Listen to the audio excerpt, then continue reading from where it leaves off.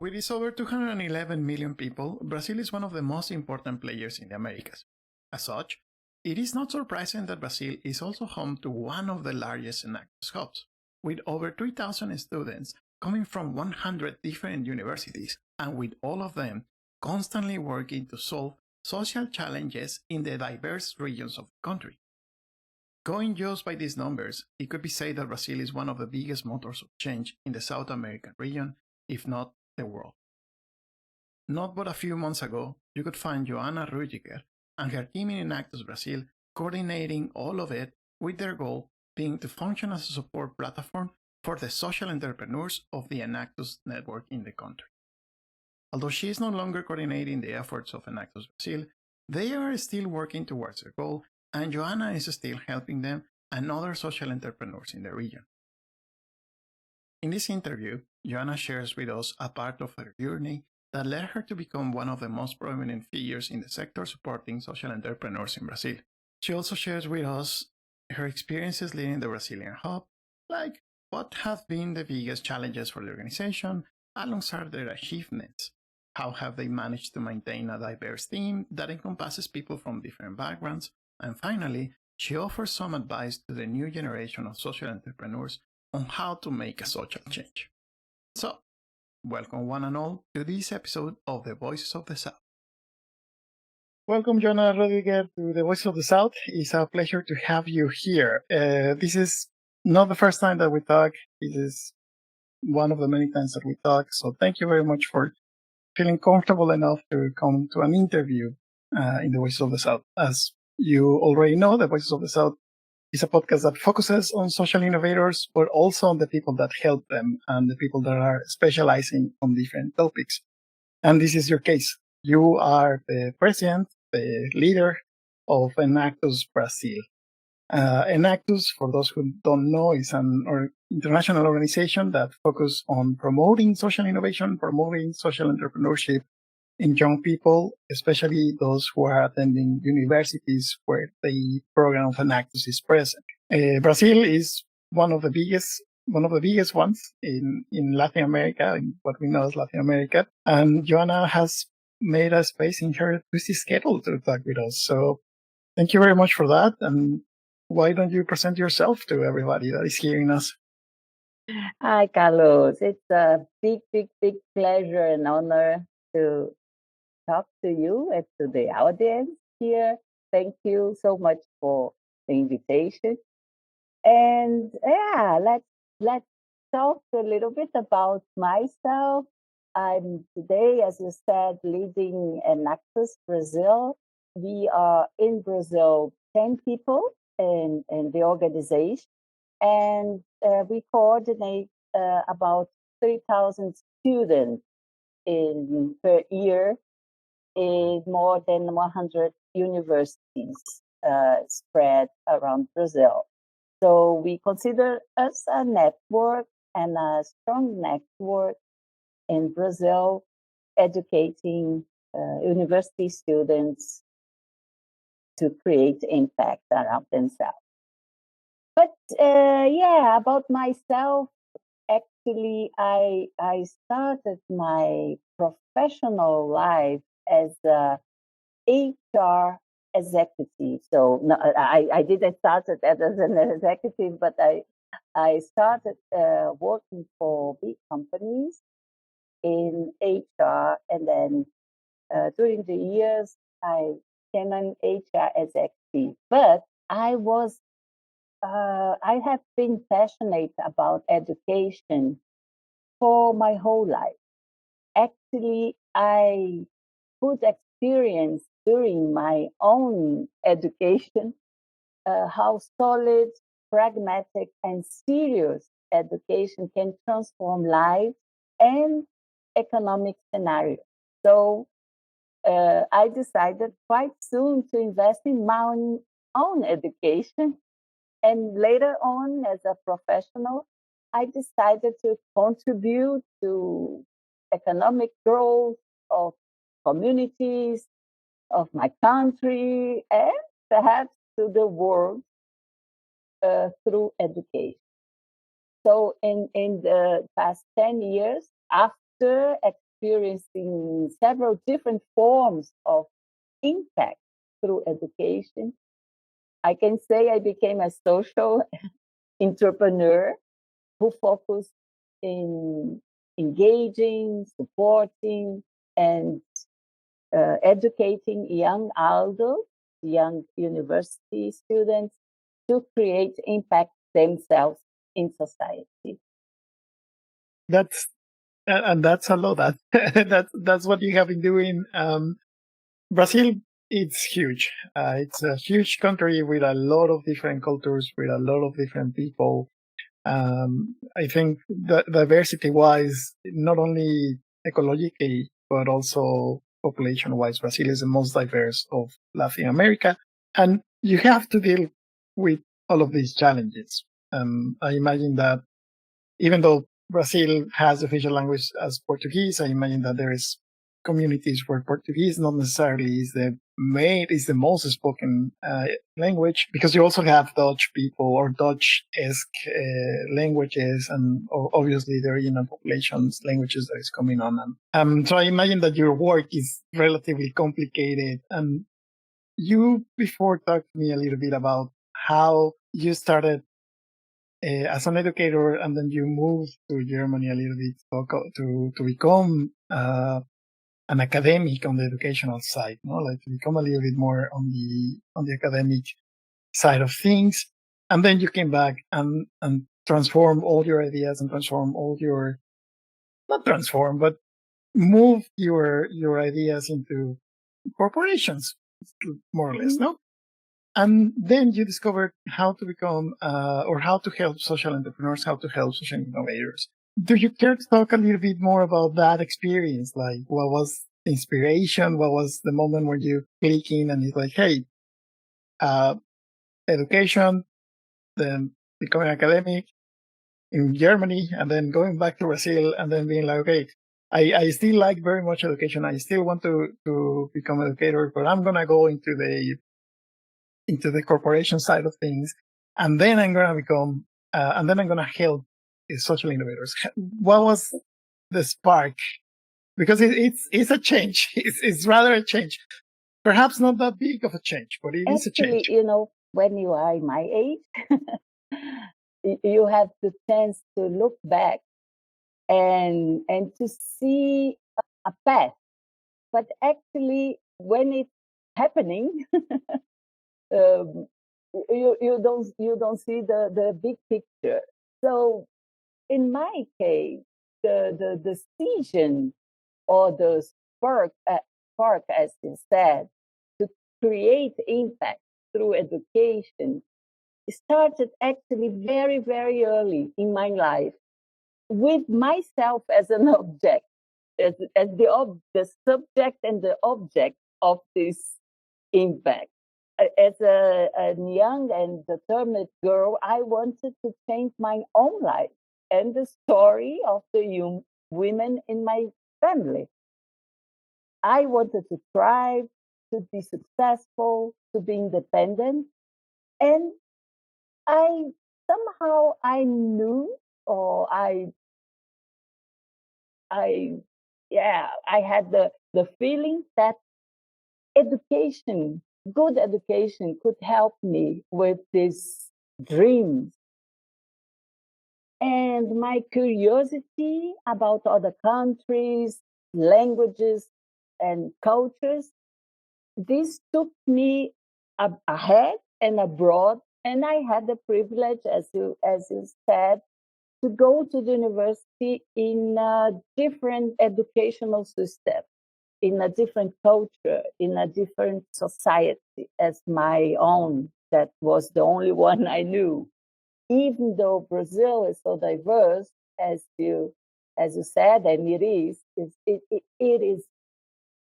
that really diverse, but we have one common big problem, which is this big social differences, this poverty and everything you also know about Brazil.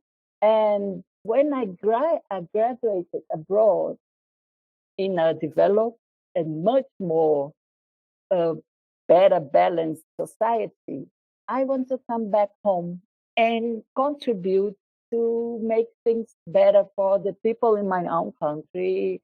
Actually, in a quite egoistic way, in my own country, in my own neighborhood, in my own family. Uh, and actually, I also have could stayed abroad and enjoyed the benefits of this better balanced society. But I decided to go back because I thought that was the right way for me. At that time, I didn't know very well that there are there are many different ways to create impact in different places. Eh, You can create impact for your community or for your family, not being so close to them. But I didn't know that at that time. But nowadays I know. And I know also that being a competent and ethical professional, wherever you are, you can create impact. So once I thought at that time I could just not that at that time I thought I could just do it here in Brazil, and it would be more effective being closer to the problem. And I went back and first I started looking for my own development and my own growth as even though having great studies and great titles abroad, actually I I hadn't so much professional or real, let's say, real world professional experience, and I was seeking for that. So that's why I landed in big corporations. But I have to say that I was always keeping my eyes open in that direction. I told you in the beginning, or the young girl had this direction already. How could I replicate this own experiment with myself that was going well, that was being successful? How could I replicate this for others? And this was my journey, and this journey to get where I am today, helping now or supporting better than helping, but supporting thousands of young people to find their ways to thrive professionally at the same time that they keep their eyes open for the impact they are causing in society. But I have to say, even though I had this in mind, the journey or the my own way was neither straight nor always crystal clear. My own journey nowadays, more than 40 years of professional activity, many different professional activities, this journey took me to places I did not consider before as relevant for this impact I wanted to cause, like the big corporations I talked about. It took me time to realize that one can create impact in many different ways, in many different places, dealing with many different stakeholders. And my own story shows that this is really possible, and sometimes is the only way possible is not beginning as social entrepreneur in stricto sensu. So you have the dream to impact. So you have the dream to become a social entrepreneur, but perhaps on the way to it, you have to look or to act or to lend your skills in other segments. But I still believe that you are creating impact wherever you are.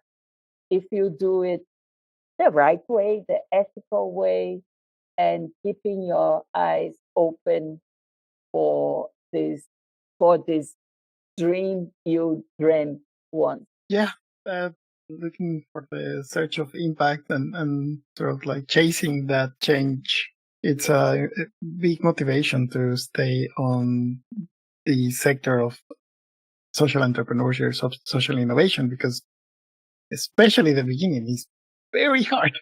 I've been talking with some other people and some other friends, and it's very interesting how social innovators often have sort of like a double burden of proof, because you need to prove that you're creating change, but you also need to prove that you are economically stable. So it becomes rather complicated for a lot of us to bring change, because you don't think about that. You don't, when you start or when you want to help, you don't start thinking about, okay, I need to also prove that I have money, and I need to also prove that I'm making change, which it becomes a lot of things that you need to juggle at the same time, and you need to be aware of it at the same time. And it's not that normal entrepreneurs don't have it hard. I assume that a lot of them have it hard, but the proof of value for them, it stops on the you're generating money and you're creating money or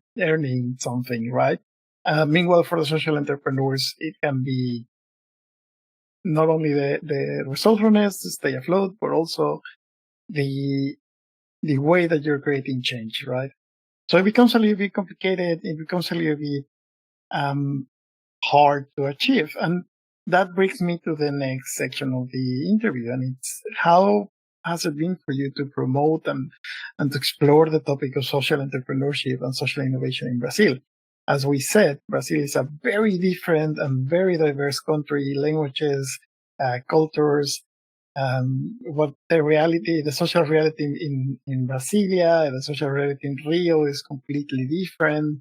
I've been talking with another social innovator that also comes from Brazil, Monica Guerra, who has a program about food security in Brazil. And she was saying, like, yeah, in one side in Rio, you have super rich people that don't worry about anything, but also in the same city, you will have people that are struggling to find food every day.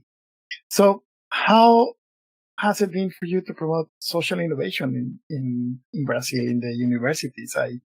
The realities of the country being so diverse. Yeah, yeah, this is really Brazil. You will remember I told you that my point, my topic was and has been, and I think will ever forever be education.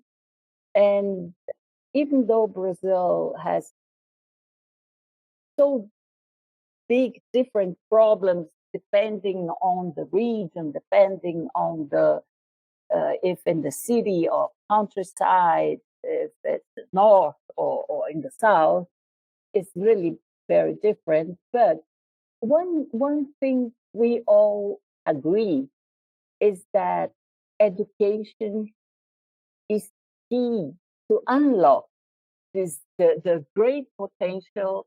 We think Brazil has the potential to solve this problem, the potential to generate and to create value, and uh, consequently economic growth. So everyone, I would say everyone in Brazil agrees on that. Educated people, I'm not talking about academically educated, but the basic education is key nowadays for a country to thrive. And even though there is this consensus, every politician or every businessman or everyone common person you ask in Brazil, will say that they agree that education is key, but there is no consensus on how to transform this idea in concrete practice, in actions. And this scenario shows another problem, I think, for Brazil. I cannot say, I cannot talk about other countries, but perhaps it's the same problem where else. It is a lack of direction and leadership in this field of transforming the country and transforming the society, and fighting for the fighting against the problems we face day to day. So there is a consensus. Only education can do it, but nobody agrees on how to do it. We are talking here about politicians, so people who can influence public policies. We are talking about academics, and we are talking about business people. We are talking about the normal people. Everyone seems to have an idea how to deal with it. And actually, this was the motivation, and also the problem. My work at Enactus, or my work overall, tries to solve is not more on what, but on how. How can we very concretely contribute to this transformation through education?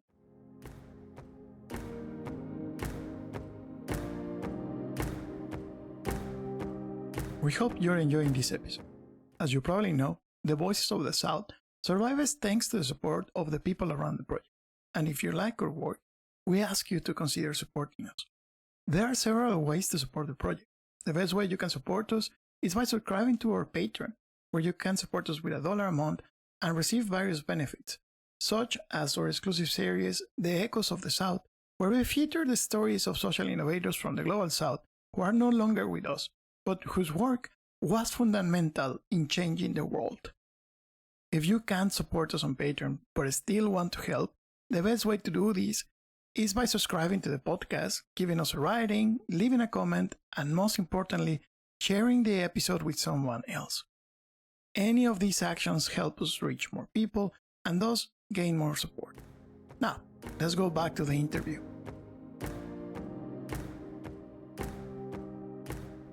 I would say that education, as you said, is very important, and I agree with everybody. Education is probably the best way to bring change.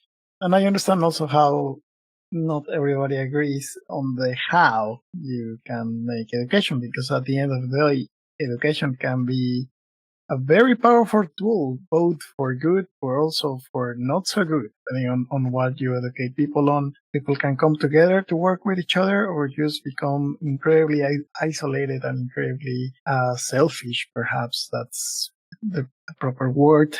But I imagine that has been a challenge that you've been facing throughout, and with Enactus, like, hey, we all agree that education is the way to make a change, is the way to transform Brazil and to make something better for everybody. We propose this idea, but then somebody's going to come in and be like, yeah, no, we agree, but also we don't really like that idea. We want another idea. And I think the problem there is not necessarily that people have different opinions, because at the end of the day, that's what makes things reach, and a country as diverse as Brazil, as diverse as any of the countries in Latin America or outside of Latin America, we are bound to have different opinions in how we do things. I mean, you have it in Mexico. We have very strong war between the tortillas in the south of Mexico that are made out of corn and the tortillas in the north of Mexico that are made out of flour. We have a very big discussion on that. So you imagine that something that is a little bit more serious, that is a little bit more heavy, like education, well, it's going to Tortilla influence. is very serious. Tortilla is a very serious pet. It's also very serious, but the opinions are bound to become a little bit more hot. Yeah, perhaps it's about what something you said also is the common objective. We have to agree on the objective, not only on the idea. You have to go closer to the problem. I would say education as a whole is the idea, but you have to put objectives and to agree on the common objectives. So there are different different ways, so different hows uh, how to achieve it, but you need first to have this common objective, and I think perhaps I have to say that what is missing is this common objective. In the case of tortilla, the objective is clear, is not to be hungry or to enjoy the food. So the objective is very objective. Yeah, there's definitely not so much of a room with the objective that tortillas have. It's a very practical way of delivering food to your stomach. But yes, I mean, education, the overreaching objective would be to educate everybody, but how and to what you're going to educate them? That's an interesting question, right?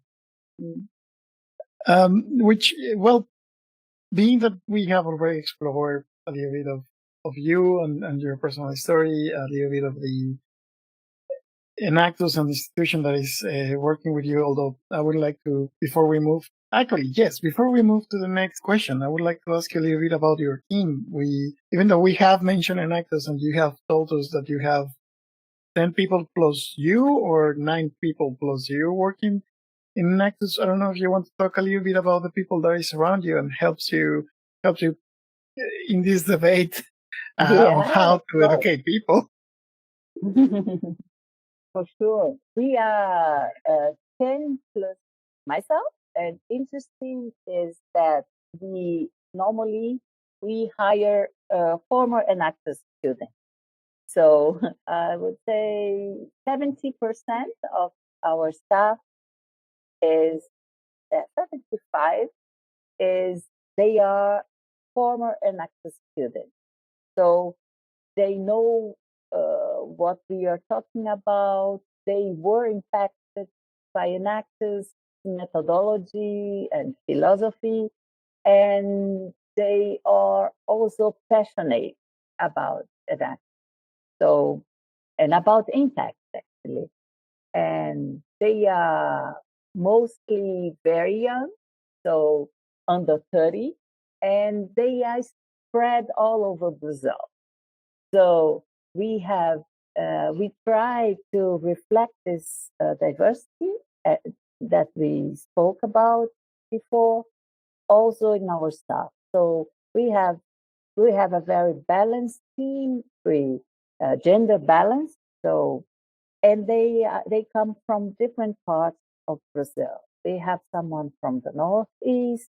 We have someone in the south. We have someone who is living in Minas Gerais. The other one is in Espírito Santo and in São Paulo, of course, where I am. São Paulo is also a big state where the majority of our students are. So we have more people here in São Paulo. So we try in this small team to reflect the diversity. Also, the more experienced people, myself and Edson Matuoka, who is our vice president. We have different backgrounds. but we come both from big corporations, and we use this experience we had professional to contribute to the education from our own staff, who is mostly unexperienced. Most of, I would say, the majority, the all of these alumni, these former Enactus students, for them is their first professional experience is to work for Enactus Brazil. So we also try to balance their lack of experience professionally with our seniority, myself and Edson, and also other members of the staff. So we are a small team dealing with a big group of also very diverse group of students and professors and other important people for our ecosystem. And I think we have been doing a great job. No, I'm sure you all have been doing a great job. Thank you very much for not only sharing, but also for giving the opportunity to young people. As somebody not so under 30, more on the 30 something, I can share with them how difficult it can be to get a job, and for somebody to believe on you when you're starting is not the easiest thing. So thank you for taking the shot, no, taking the opportunity that is the opportunity and the risk, because it is true. Sometimes it's a risk to hire people that doesn't have an experience, but otherwise, how are we gonna, have a replacement for people when people get tired and just like, hey, I want to rest. I don't want to keep doing this forever. I want somebody to take over. And if we just forget about the young people that also want to participate, we're never gonna have a good change of guard with the organization, which is important. It's super important, because if we don't have anybody to follow and to keep doing the work and to keep doing the work, then the work is gonna disappear, and that's gonna be tragic, because it's the effort and the stories so many in an organization. But well, we already explored a little bit about you. We explored a little bit about Enactus, what brought you to Enactus, and the challenges that you've been facing.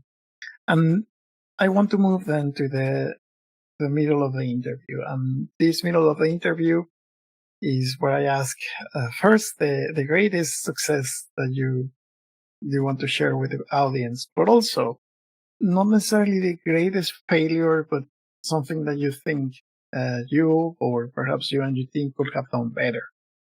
And this last question is not to make you feel bad or to be like, Joana also do it badly. It's more on I want people to be that are hearing us, or are starting the journey as social entrepreneurs, that are starting the journey perhaps in this case in the sector, helping social entrepreneurs, that it's okay to make mistakes, that you can make a mistake, you can own it, and then you can learn from it and move on to change things. So I let you choose if you want to start with the mistake, or if you want to start with the success. Start with the success. It's easier and makes me happier.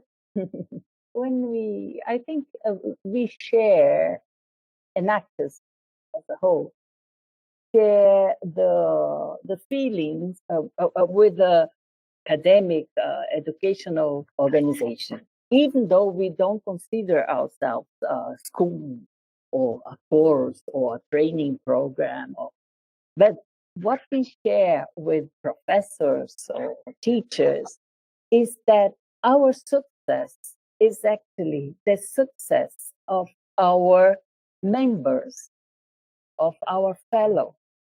When we impact 3,000 students a year, and they impact other thousands of people and thousands of lives, our success is the success stories of these impacted people. And there are many of them. There are stories of students who became very successful social entrepreneurs, but also stories of students who became very successful executives, business people, even politicians or professors themselves, or I don't know. There are so many great and joyful stories and success cases.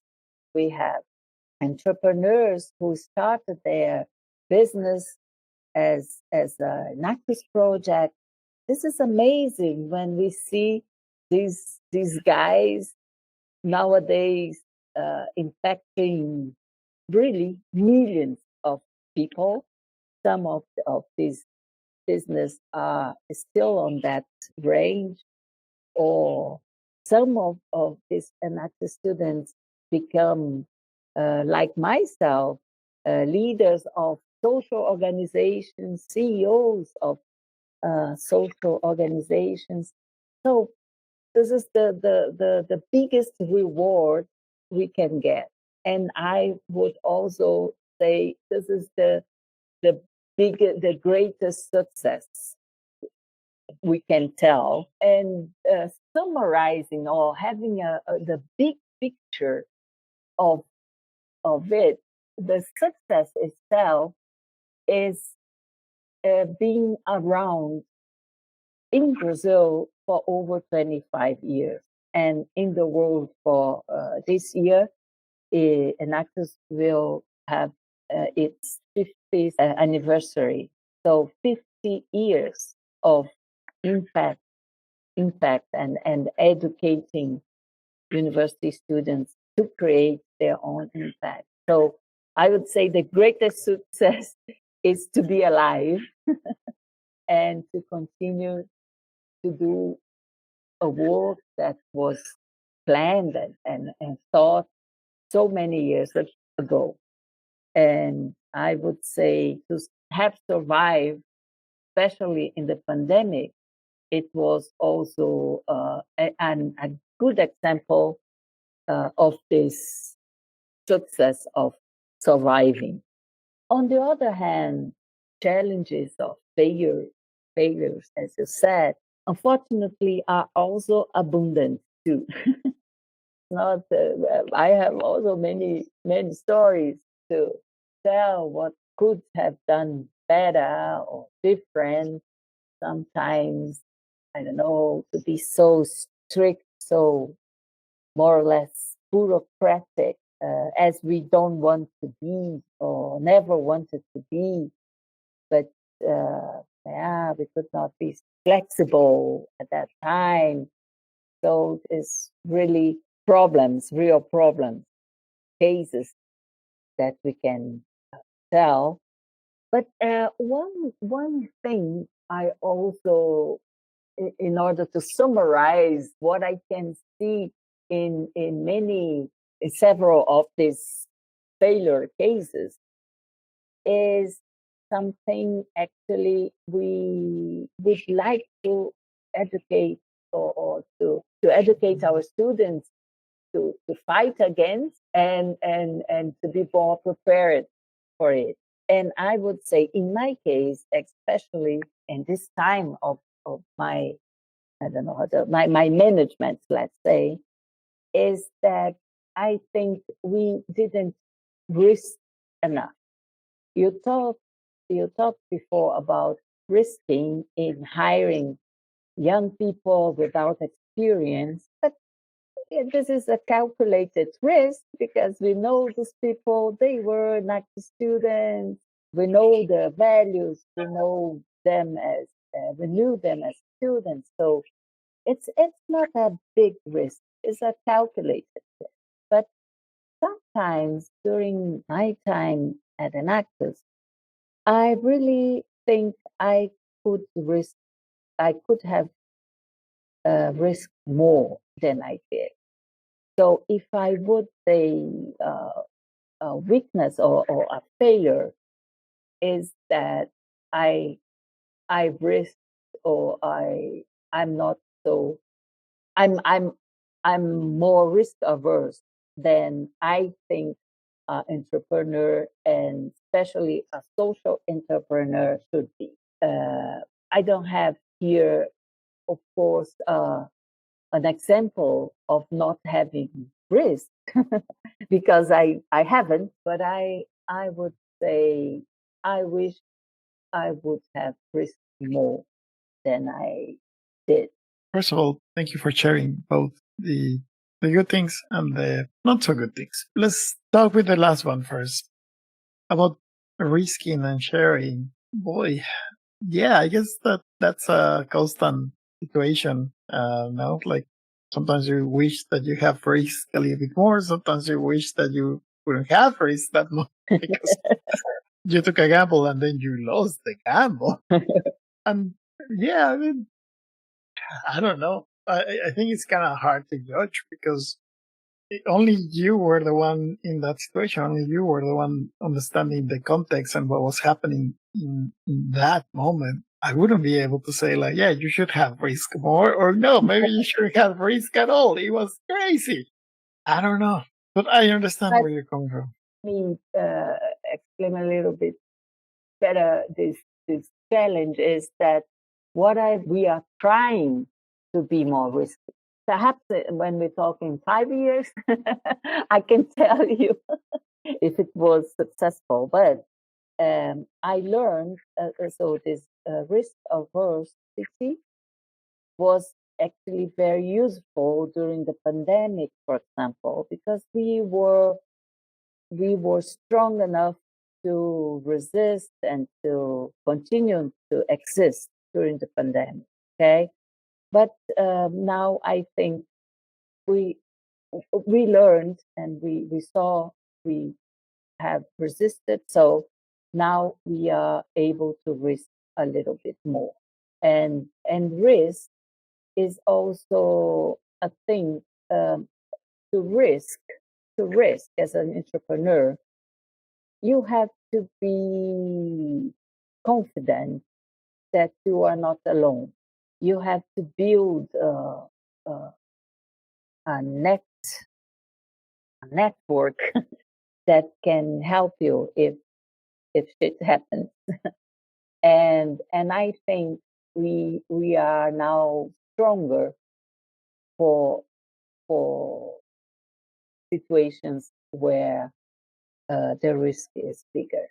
So not risking so much has taught us a good basis to be to risk more in the future, and also helped us to create this trusty network we can count on.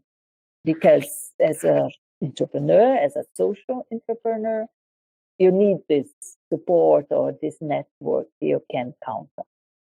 Yeah, absolutely. You need in order to risk, you first kind of need to have something to lose.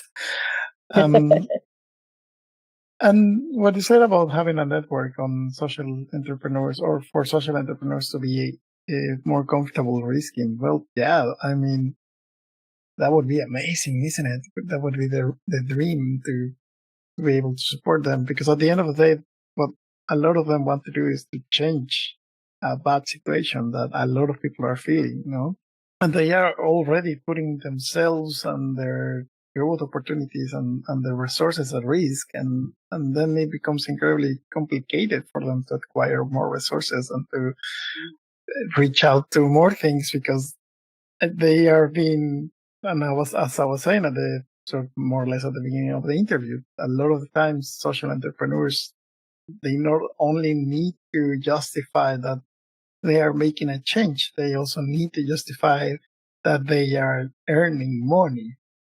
So I guess it becomes complicated, because then you have a lot of things to sort of tackle and a lot of things to get together. And that's why we do interviews with people in your place, because in a way or another, you are representing part of the networks that helps them be successful and not necessarily feel that exposed when they have to risk. And I think that, I don't know, I wasn't in your place, but I think that you risked what you could risk, and now you are having a success enough that you feel comfortable to risk a little bit more and to make it happen.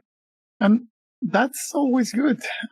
Finally, just to go back to the first part of the question is, yeah, I can imagine that it feels very nice when you're like, yeah, the whole work that we have been doing is supporting social innovators that are creating a change in different places around Brazil, in different places around the world.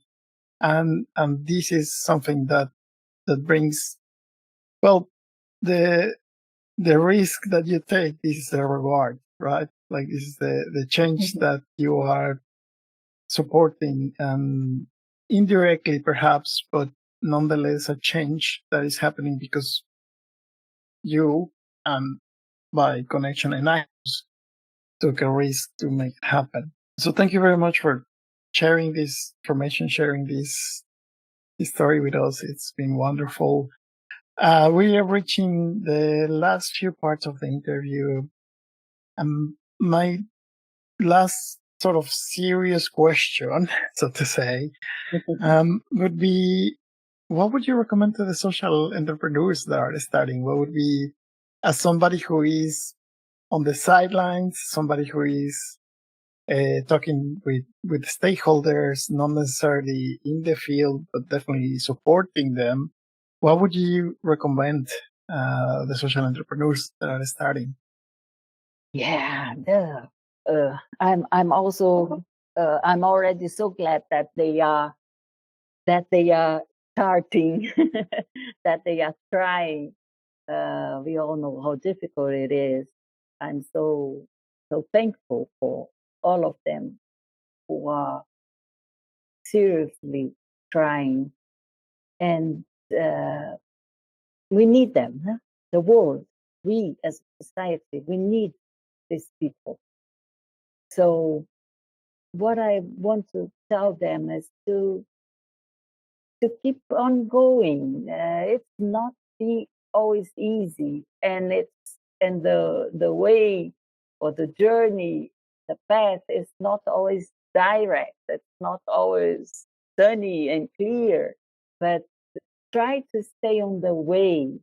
We talked a lot about this having to prove to be sustainable, financially sustainable, or to convince other people to invest, to partner with a social entrepreneur. So the first thing you have to convince others is to be very confident, to believe on that. So once you believe really, so you can easier convince others.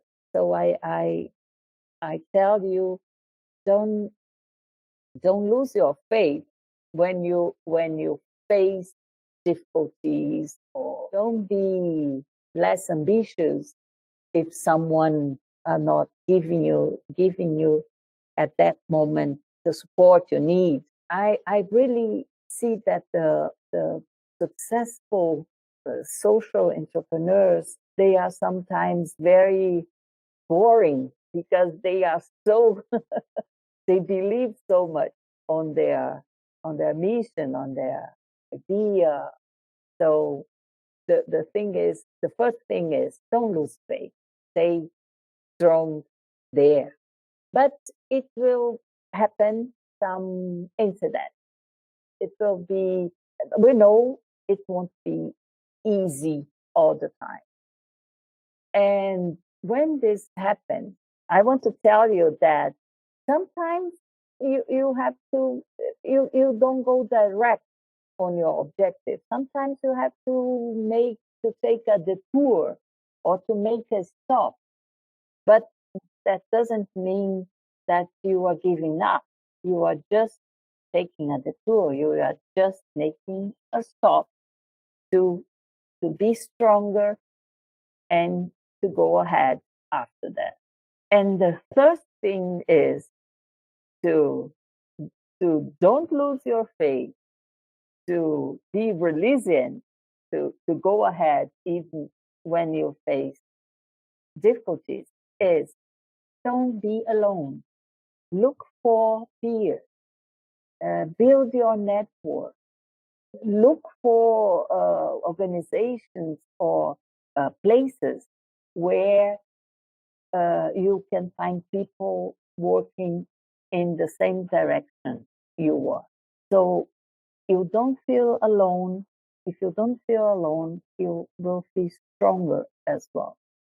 And social impact, social transformation, social innovation, I don't think is something you can do alone or you can do by yourself. You will need other bunch of people to make it together with you. Perhaps not exactly in your project, but in similar projects or in similar segments or in common spaces. These are my tips, I would say, Carlos.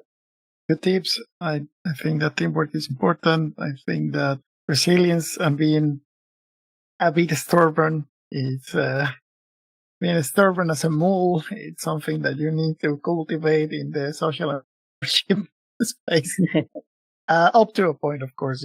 You also need to learn to be flexible sometimes. And as you were saying, like sometimes the road from A to B is not necessary. You need to sometimes go to Z and then go to B. Why?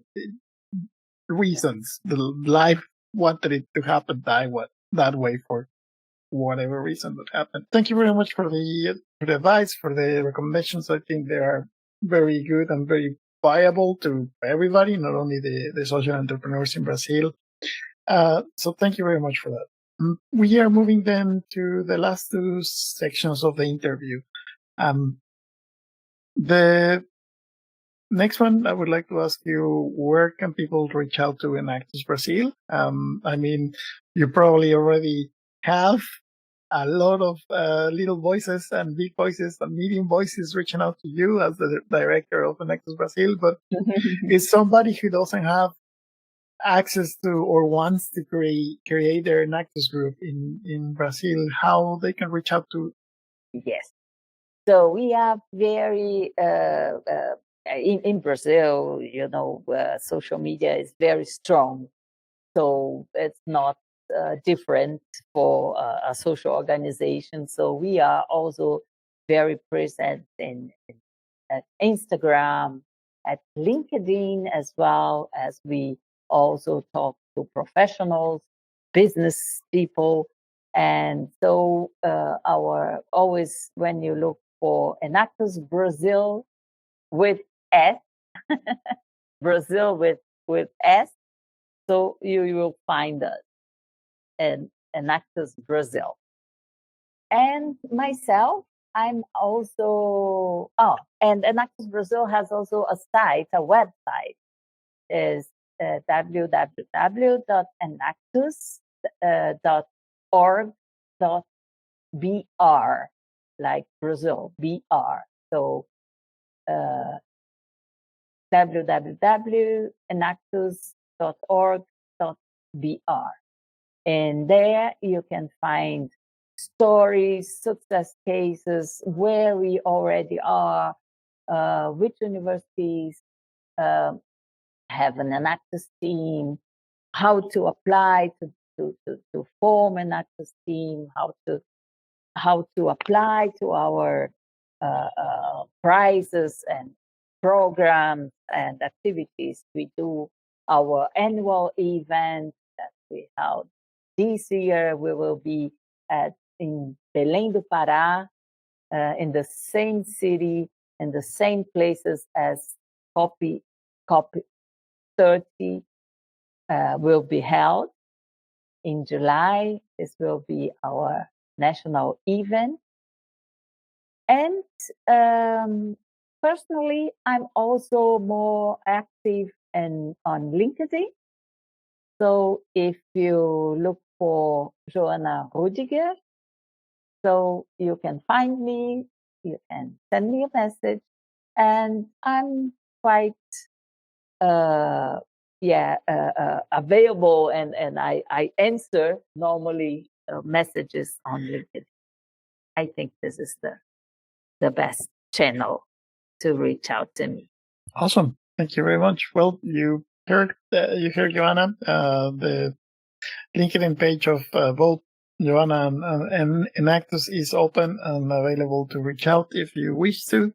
And just to finish the interview, to thank you very much for your time. Thank you very much for sharing these experiences and these stories that form you, that form Enactus Brazil, and impact the thousands of people, thanks to the effort that you put and the risk that you are taking. Before we go, however, I would like to give you the microphone and tell you that this is an open space. Whatever you want to share with the audience, whatever you want to share with whoever you want to, it's all yours. Thank you. I want to thank you, Carlos, so much. I'm so glad to have met you during this journey. I used to say that the best part of my job is that I get to know so many interesting people, most of them young people doing so wonderful things all over the world. I like this internationality of good things. This I really want to thank you, all of you who is going to listen to me and to Carlos. I want to thank you for your efforts, or for your intentions, and for your actions, above all, in doing good and trying to transform our society in a better society for us all. I hope we keep in touch, and I hope I can help you and others. If I can, it will be. It's my pleasure, and it's my mission to continue wherever I am. I won't be forever at Enactus. I will be there after Enactus as well, and I want to be useful for everyone who can think I could help. Thank you very much, Joanna. You're not only useful, you're beyond that. So thank you very much for the help. And I don't want to say you're welcome, because I'm the one that I should be thanking you, because you are the one sharing your story. You are the one adding your voice and taking the time. So thank you very much for doing that. And thank you very much for being in the Voices of the South. It was a pleasure having you here. Thank you all. Thanks for listening. That's the entire episode, and we hope to see you on the next edition of the Voices of the South. Many thanks to our patrons, as this work would be impossible without